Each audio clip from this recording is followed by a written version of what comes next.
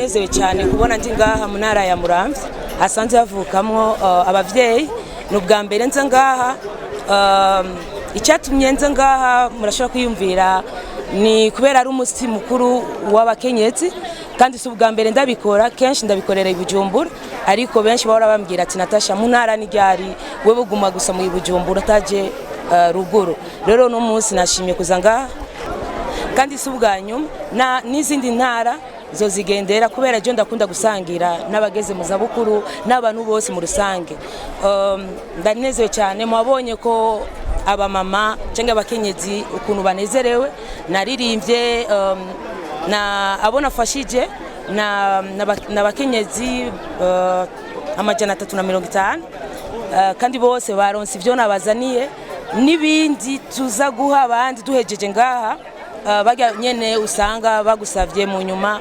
Je nitwara Rukundo, ndakunda abantu, nosaba n'abandi baririmbyi baronse ivyo bashobora gutanga canke abantu bose mu rusange bagafasha abandi canke bagasangira n'abandi. Sikuvuga aba bantu bari ngaha nabakene gusumba, ariko nashimye gusangira nabo mvuye Bujumbura nza ngaha i Muramvya, kandi n'abandi nabo bazoshikirwa mu zindi ntara. Kubona yatwiyumviriye kutugendera akaturonderera agashimwe aza kudufashisha.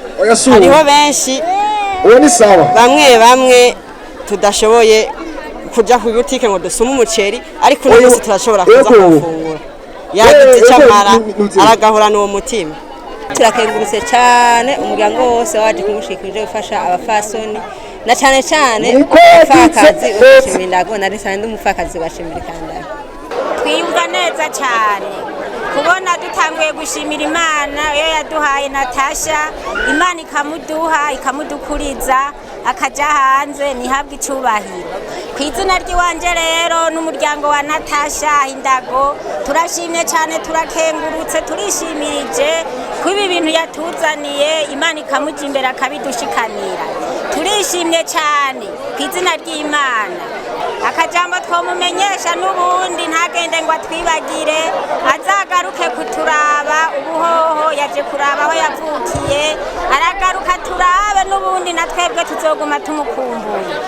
Natasha cyo no mubwira arakagira Imana imuha umugisha n'umuhezagiro kwisi yose no mu Burundi bwose, ku Mana no ku bantu.